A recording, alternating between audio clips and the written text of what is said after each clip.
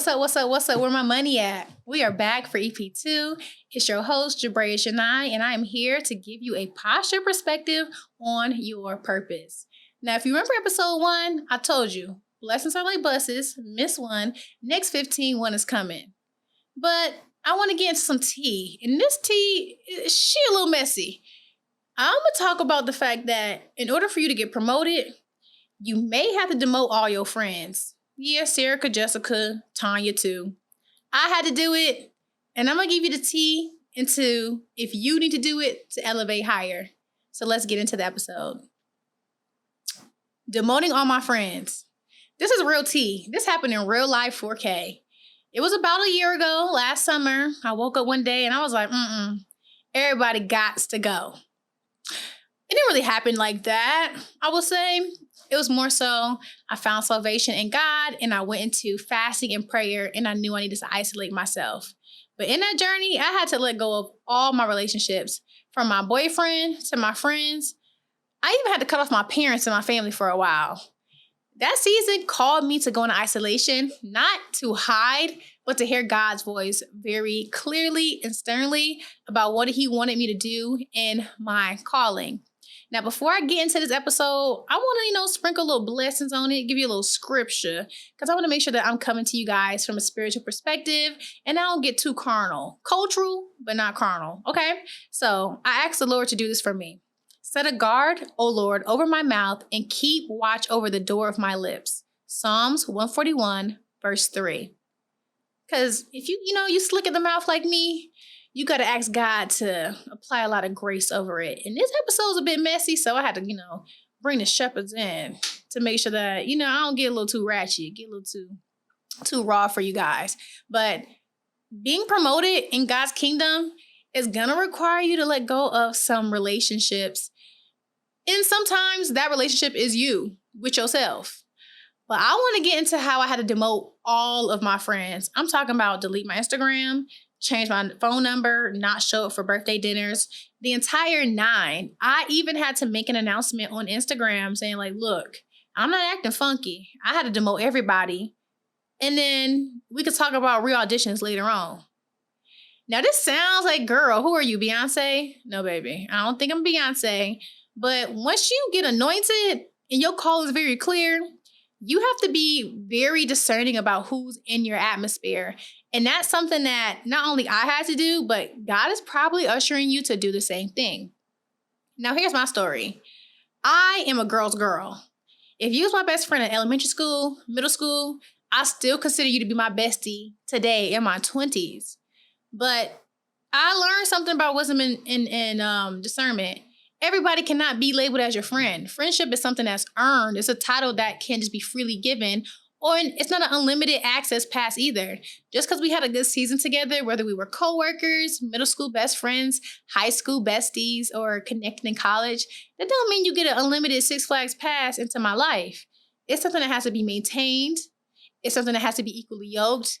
And most importantly, it needs to feel godly and good. And if I'm being honest, I had a lot of friends that our relationship did not feel godly and good. And friend, if you're watching this, I'm spilling the tea, so don't get mad at me, okay? But I had a lot of friendships that just didn't feel godly. I'm going to tell you this real crazy story about a girl who the girls be jealous, envious, and you invite somebody in your house and they secretly not like you. It gets pretty deep. So I'm going to give you a little story about why I had to safeguard my heart and safeguard my dwelling from people who pretend like they like you, but they're really envious. So let me take you down memory lane.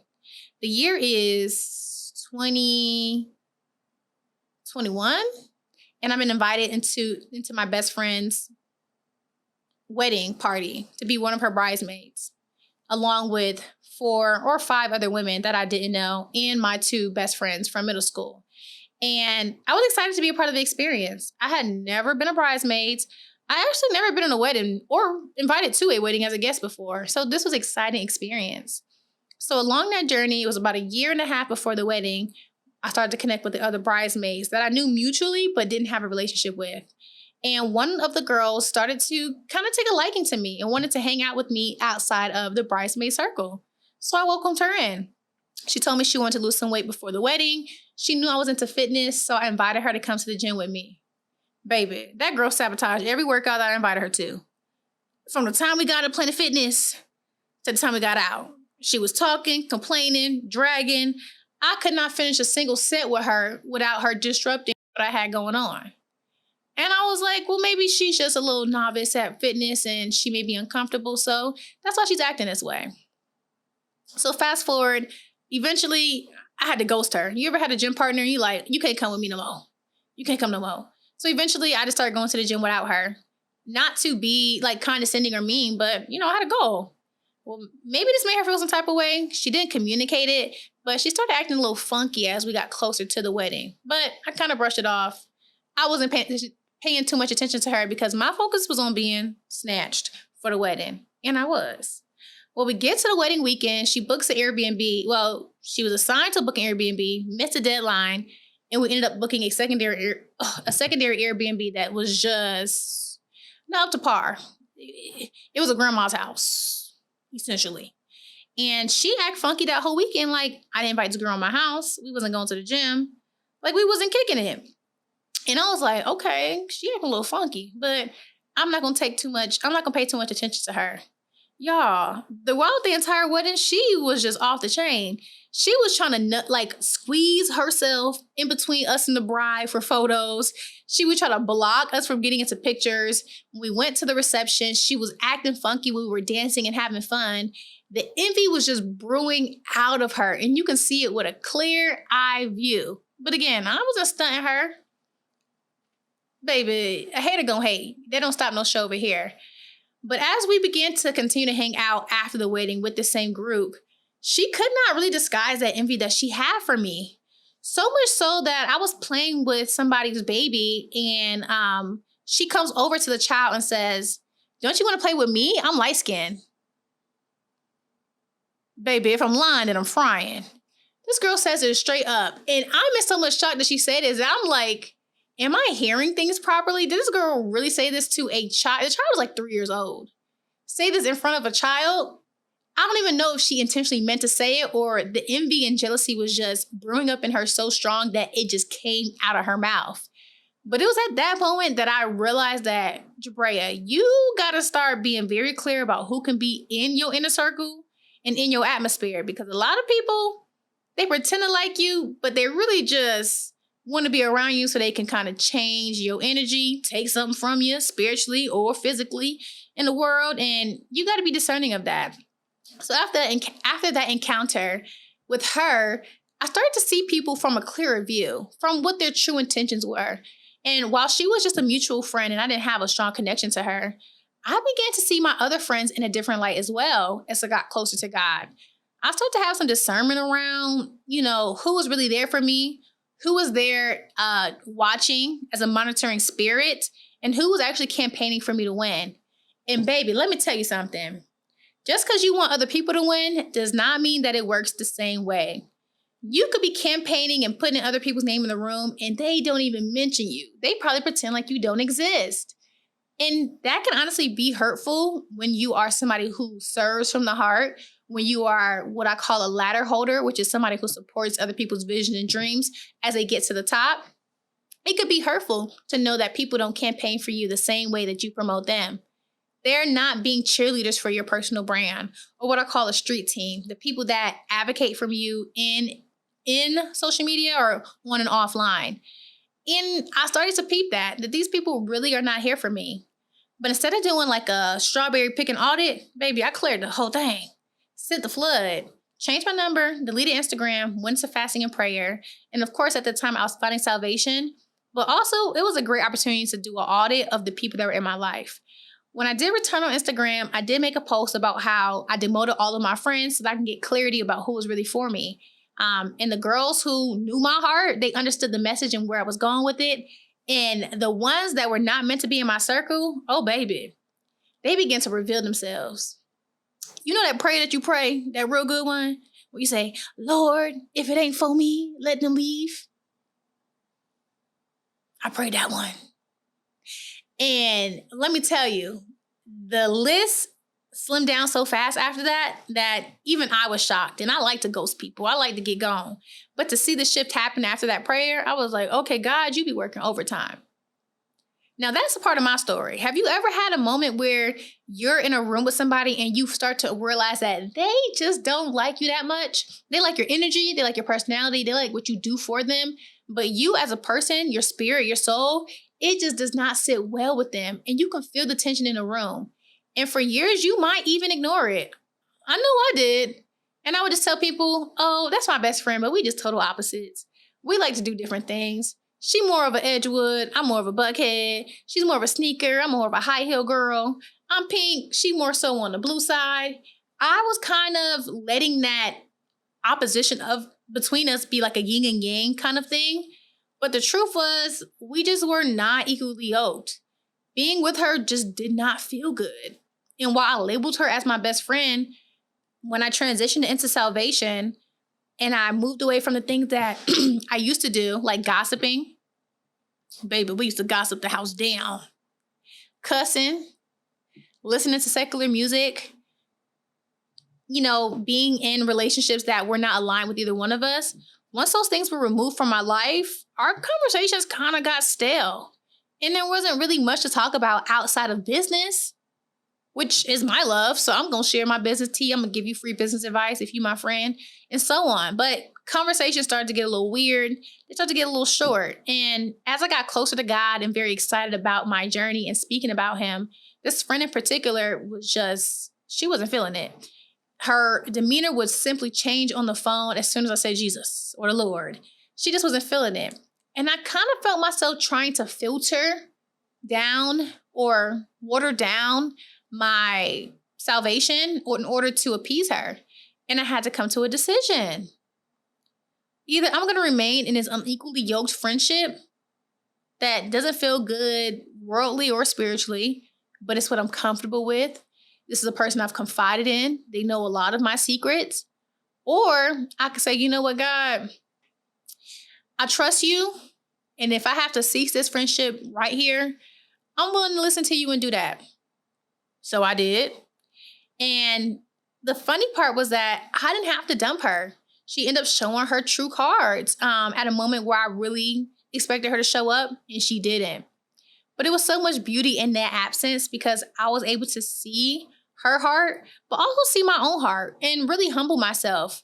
Not only in that situation where she didn't show up to something that I anticipated for her to be at, but it also made me realize that while I was demoting a lot of my friends, I wasn't really giving 100% into a lot of my relationships. Is it something that you can admit that maybe you have so many friends and you feel like you're just being stretched from every angle? You're going to a birthday dinner every weekend. You're having to go to show up for people all the time. You have to pick up the phone, extend the call, send a DM. And just to be balancing so many relationships, does it just feel exhausting? That's kind of at the point that I was at, where I realized that I can't be a good friend to anybody because I'm trying to be friends with everybody. And it was exhausting. And something else I had to take an audit of, which you can probably relate to, is friendship is going to be you like showing up in different capacities. You may not be a birthday dinner friend because, baby, I ain't no birthday dinner friend. I don't care how cute you see me on Instagram. I don't care how much you think I like to eat. Don't invite me nowhere with more than a party of 5 who got to split the check. It's just too much.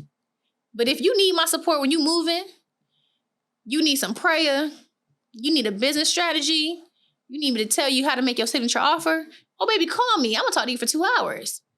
But I had to be honest about the capacity and the cup that I could pour into all these friendships. And even though I'm a woman who cups overflows, if I keep trying to pour into everybody's cup, eventually I'm not going to have enough to fill everybody up. So I had to demote all my friends. And from that point in time where I changed my number and I demoted everybody, I was able to organically foster relationships with them in my 20s. While I had previously kind of held on to the bond we had as kids, when I became an adult, I was able to say, you know what? This relationship with Lydia still feels good. This relationship with Veronica, this feels a little stale. I need to start distancing myself from her. Or I ain't heard from such and such in 2 years. Baby, we ain't best friends. We definitely ain't best friends, and we ain't cousins. It's time for me to depart from that and not even extend the olive branch of providing her with my new phone number. It's important for you to make space in your life so that God can bless you, not only with new opportunities, but with new people. And the crazy thing is, when I found salvation, I literally told God, God, I'm okay with doing this alone. Even if I have to turn my back on my family and my friends, I'm okay with doing this walk by myself. No Instagram, new phone number, middle of the summer, not connected with anybody. And God did what God do, the supernatural. And he connected me with not only one, but two groups of women in the middle of the summer. Yes, two Christian-based organization or girl groups invited me to come to their weekend getaway. And it completely changed my entire perspective on what it meant to be in godly relationships. And through those two events that happened during that summer, again, I was able to get a clearer view of the type of friend that I wanted to become as I transitioned into my later 20s. And I realized that sometimes demoting your friends is less about what other people do to you and more so how much you can pour into other people. And when I look back, I'm really grateful that I was brave enough to make that decision. Because oftentimes when you're moving into your 20s, it's scary to make new friends. It's scary to go at it alone. But if you want God to open up new doors, new opportunities, new offers, new clients, you got to make room. You got to filter the noise. And that will require me to let go of all the people from the past who I could not serve and they couldn't serve me. So if you're in a space where it's time for you to do an audit of your friendship group, get it done. Don't hesitate. Don't wait. Don't wait for her birthday to pass by, the holiday season, this, that, the baby shower. No, if it doesn't feel good and you prayed on it and it still doesn't sit well with your heart, it's time for you to move on so that God can make space for new opportunities and new friendships to come in your life. I can't tell you how beautiful the new friendships I have found, whether with old friends or with completely new women, in the last year. It has completely blown my mind. The type of clients that I have started to attract in my business based off of distancing myself from other women, I can't put it into words. And I can only account it to this one thing: being obedient, listening to what God told me to do so I can make space for where God wants me to go. No longer spending hours on the phone sharing my ideas with somebody else for them to take it, because baby, it happened. Harvesting those ideas and planting those seeds from my own garden so I could flourish in my brand and in my business has completely transitioned not only the way I see myself and how I'm postured, but also has definitely transformed my business in ways that I would not have imagined last year. I mean, my business has flourished so much, I had to hire a VA last month. Yes, baby.